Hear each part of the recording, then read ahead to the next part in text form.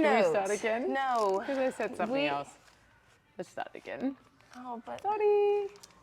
Okay, just go. Ready? 3, 2, 1. Hey guys, and welcome to another episode of the Ozletics Show. Fun little fact. I, on episode 1, called it the Ozletics Podcast and questioned myself if that was the name. Turns out my questioning was valid. I was wrong. It is not called the Ozletics Podcast. We are the Ozletics Show. Yes, we are. And today, we are going to answer some of the questions that you guys have given us. I've kind of picked which ones I feel like are probably the best for us to answer. And they're kind of random, okay? So I'm going to ask the questions. And we're just going to kind of come up as I wrote them down. There's not really a structure to it, so just bear with us with that one. But I'm going to dive straight into these questions, and then we'll actually dive into probably a little bit more information about each of them. So if we go on a bit of a tangent, just, stay with us, basically. All right? So very first question that we got was, who can do more push-ups? I could barely do like any. You can do push-ups. I could do push-ups. I can't do a lot. Sej is very good at push-ups, so she could do a lot more push-ups. Let me explain why. Because I don't, it's not that I'm just good at push-ups. I trained push-ups because I had 6 knee surgeries, and one of the things that I did the most was honestly bench pressing, and that helped me a ton with developing better push-up strength. So I did do obviously a lot of push-ups during that time as well. I did a lot of burpees. So I'm not going to say that I just woke up one day and I was good at push-ups. It was really like a practice. So that goes for anything. If you want to get good at something, you have to do more of it, practice it, and you will get better and better at it until it's one of your strengths. So I feel like, let's talk about the pull-ups, right? Hold on real quick. I really appreciate you going motivational on push-ups. Yeah, No, one part of you I could do more. You're like, nah, but I trained. Well, yeah, but let's go over the pull-up stuff, right? So we did, I did 30 pull-ups a day for 30 days with Fuel Hunt with their challenge, and I thought that was great. And then Ari really saw the difference in me, so she went and did it. And so where did you start when you first could do it? The pull-ups. I started with just 10 a day because 30 was a little. But how many could you do in a row? Oh, I could do 3. And then by the end of week 1, I was able to do 5. And then by the end of week 2, I was able to do 10 unbroken. See? So, I mean, crazy. If you just practice it more, and then one of our other coaches, Leah, she started with bands. So she could only do bands, and I set her up to do the pull-ups as well. And she eventually could do she got her first strict pull-up, actually. Body weight. Yeah, body weight. So it just honestly comes down to just practicing it. So who is better at push-ups? Me. Who's better at pull-ups? Me. But only because I practice it all the time. I'm going to get my stuff together, and I'm going to start doing more. And one day, I'll try and beat you. All right. Next question. We're going to move on. We're going to take it outside of the gym. If you had a dance move, what would it be? Or if you could sing, or if you had a party trick. I think that was a question. If you had a party trick, what would it be? I would try to do one of Justin Bieber's cool dance moves if I could dance. I can't dance. So yeah, but this is the question is, if you had what's your party trick? Do you have a party trick? No. Okay. I can snap my fingers. Oh my gosh. Ari is a little more fun than that. She is, I promise. She actually comes up with the worst jokes ever. That's probably her party trick. That's not a trick. Okay. That's a talent. Okay. Me, on the other hand, she can dance. I can dance. I actually went through a phase where I loved breakdancing. I really thought that I was going to be one of those hardcore people and stomp the yard. I really thought I was going to be that person. Right. But obviously I wasn't, because I'm here. So that's probably a good thing. But I did love breakdancing. I practiced it for a little while. And another fun fact is I was a DJ, so really at a party I'm the DJ. So you don't really get a chance to really have a party trick. Your party trick is actually playing the music. So I would bring out my guitar because I grew up playing the guitar. Oh, there you go. So that's a party trick. All right, it's really Just let's continue. Moving on. All right, favorite restaurant and the order that you would do. Oh, I love a good steakhouse. Old Chop House in Brea. That's my go-to. Yeah, if you are ever in Brea or driving by Brea, because Brea is the best, You go to the Chop House. That one's a really good spot. I think that my favorite would have to be Roger Gardens. I really like Roger Gardens, the farmhouse. That one's a good spot. And I will never, ever veer away from the Butcher's Table in Seattle. We can't. It's just so good. It's so good. We didn't say what our order is. Any Steak. steakhouse that I go to. Steak. Well, we name steakhouses, of course. Yeah, so we love Filet mignon. mignon. It's mignon. I want to know, guys. If it's said differently, let her know. Okay. Mignon. Okay. She needs to stop saying it now. A filet with some veggies. Yep. Yeah, that's probably the fate. Mostly because it's like pretty straightforward. You don't really feel like crazy bad after it. It's, basically protein and veggies. All right, we're going to move into more of a nutritional concept now. So supplement fads labeled as healthy. Or even just like diet fads labeled as healthy. I'm going to start with the low carb, no carb bullshit that's out there. And Ari's going to love that. You know why I don't? She's carb powered. Yes. I am actually carb sourced, solar powered. No, sorry. Yes. And the thing is though, the reason why I don't like when people go carbless, here's the main question I ask people whenever I work with them for nutrition. I say, what did you grow up on? And they'll be like, well, I grew up on meat and potatoes. Right? So that's what they say. Grew up on meat and potatoes. I'm like, okay, wow, did you have anything else? But that's what people tell me. I grew up on beans and rice and tortillas. See? Well, we know why. Anyways, That's relatable. Exactly. So, right, this is the main thing I say. So we're thinking about potatoes. Then what happens is people grow up on this stuff and they have a pretty healthy-ish, right? Or just, I guess, a general upbringing on something like meat and potatoes. And then, they get older, their metabolism changes, their lifestyle changes, their job changes. And what happens is then they hear about J-Lo's no carb, low carb. So they then go on that and then they gain a bunch of weight. They're like, what do you mean? Like, I've just stopped eating carbs and now I'm gaining all the weight in the world. And that's because you've kind of shifted your energy source. Your energy source was, protein and carbohydrates predominantly. And then your lifestyle changed and then you removed your energy source. And that's not a healthy way of doing things. That's like saying I'm going to drink water all the time and then not drink any. Like, you need to have that. It needs to be actually consistent. So carbs is actually our very first energy source. I don't care whoever is out there trying to tell me it's not, all right? Science tells everybody that you're wrong and I'm right. And basically, you do need a minimum amount of carbohydrates a day for brain functionality. Yes, as well. Brain function, muscle function, and coming from our world, which our world is a bit more high intensity, functional training, constantly varied, we require carbohydrates. Now, if you are going to be that person that goes and just chills out on the Stairmaster for 75 minutes walking sideways, yeah, you could probably get away with not doing it. But we aren't that group. And those people who are listening to this are not that group, okay? So people are time poor, they don't have that kind of time. So the point is that carbs are actually a really solid energy source. But let me tell you this, most Americans are having 300 plus grams a day. That's why carbs have a bad rap, because people don't know how to stop. Well, just stop eating so much. No, they're also having bad carbs. There's good carbs and there's bad carbs. So let's bring in that real quick. Good carbs are going to be fruit. You have potato, you have rice. Vegetables. Good carbs, veggies. Rice.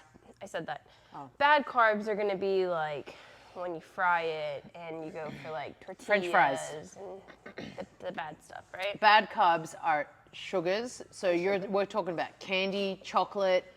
We're talking about potato chips. We're talking about just those the bad stuff. Yeah, but people don't understand what the bad stuff is. I'm saying that is bad. Yeah. Yeah. So always think about this. A poorly sourced carbohydrate is typically in a package, right? A good sourced carbohydrate is typically grown in the ground. That's how you know the difference. So if you want to know what's bad, what's good, a banana is not a bad carb. A piece of candy is. So try and look at it like that. If it's on a shelf, it's typically not good. Like a Starbucks Frappuccino versus a piece of fruit, right? Yeah. So So I like talking about the low carb one because I'm super passionate about that, obviously. Yes, you are. And I think it's important for people to understand that you just need to understand how much your body needs. So what was the daily that you're recommending people? I mean, if it was up to me, I'd give you guys everything, but it's not. Well, it's not like a one-all be-all, right? It's dependent on like what their goals are, you know. It's dependent on there's too many different factors. It's not a one-all be-all. Like, all right, have this amount. Minimum though is going to be 130 grams of carbohydrates a day, so that you do have that like functionality that's necessary for your body. Yeah. And then Like you kind of 120 to 130, I think it Yeah. is. So you want to have at least 120 to 130. Now, anything over that, you've just got to kind of ask yourself, okay, what's my training routine? What's my lifestyle look like? You can have at least that, though. If you think about it, that's actually a good amount of carbs, even just off the bat. How much do you have a day? I have around like 160. Okay, so Ari has 160. We're not going to ask how many I have, but Don't if you ask want to know, Sophie. I'd love to tell you. All right, so what are other supplement fads? Keto. That's not a supplement fad. That's a diet fad. Well, diet fad. Supplement fad, I think, like just like labels, right? So if like you're labeled as thinking healthy. if you're thinking more like, you know, collagen or this protein versus that protein, it's really hard, and you have to be specific and particular, and we're especially particular with what we sell in the gym as well. Just because there's so many ingredients that have so many added fillers to either preserve it or to make it taste good. And so that's a really big problem that we're running into. Like, they'll promote it as it's all healthy, but then if you look at the label, you don't understand half of it, and the ingredient list is so long. So just checking what you have and seeing if there are any added fillers in it is going to be huge.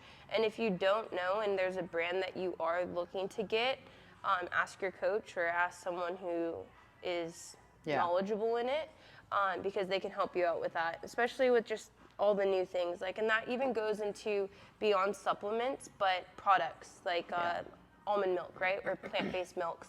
There's so many bad added things in plant-based milks and preservatives to give it shelf life, all of these things.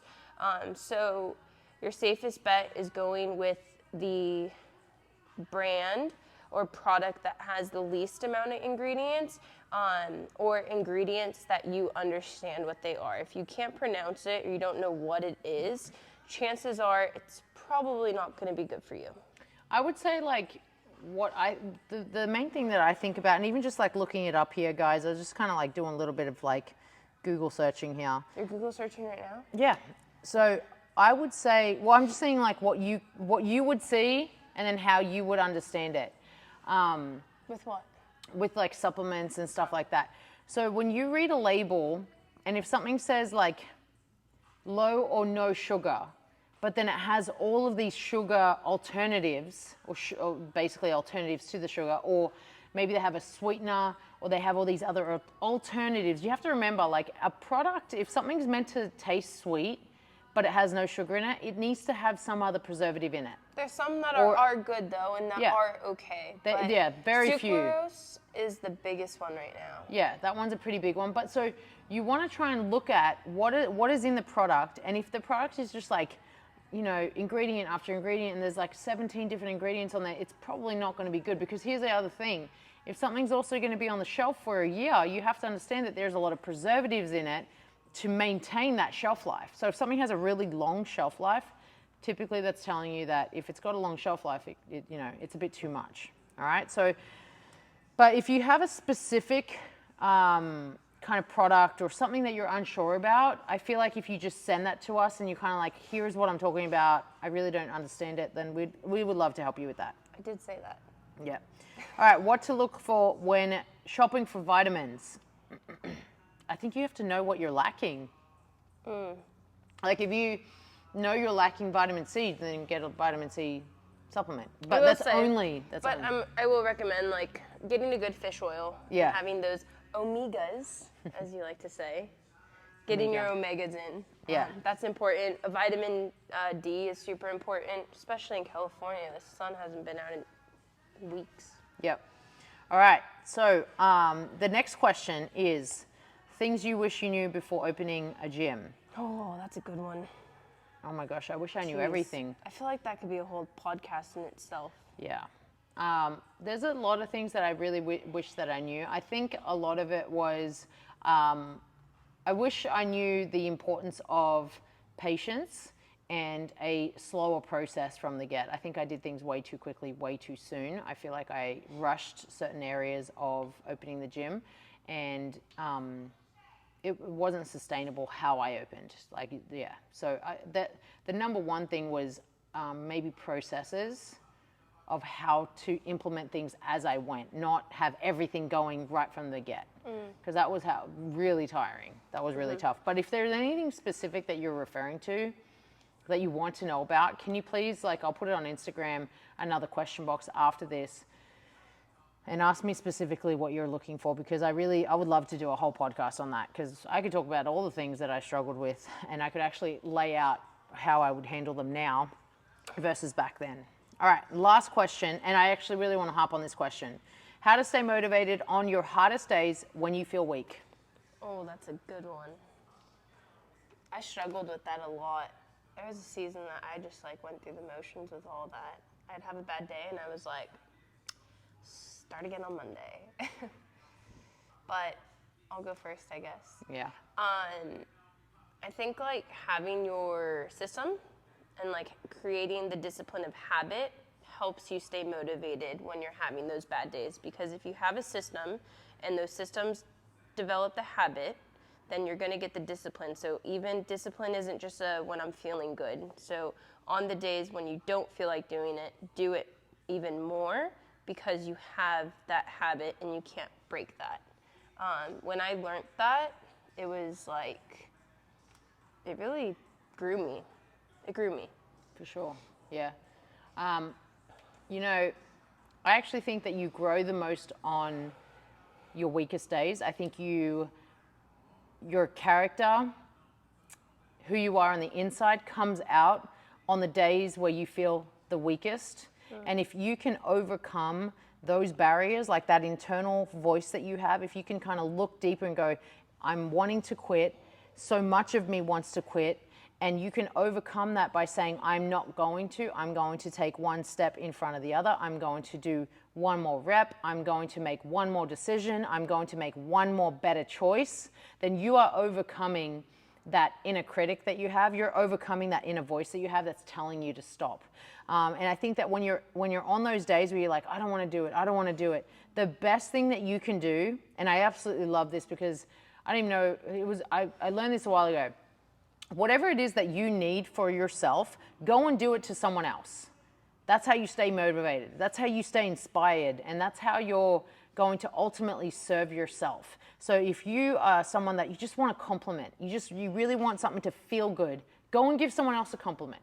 If you want some time, go and give someone else some time. If you want a smile from someone, go and give someone a smile. Like all of these things that you're looking for, that you're wanting yourself, then go and give it to someone else. So in this case, if you want motivation, go and motivate someone else. And I guarantee you that will come around tenfold probably back at you. I think that that's a huge one. And when I learned that, that really changed a lot for me. So whenever I feel like I need something that I'm maybe for myself, rather than trying to look for it in certain areas or from people, I'll go and give it instead. And usually it'll come back around at the time that's right.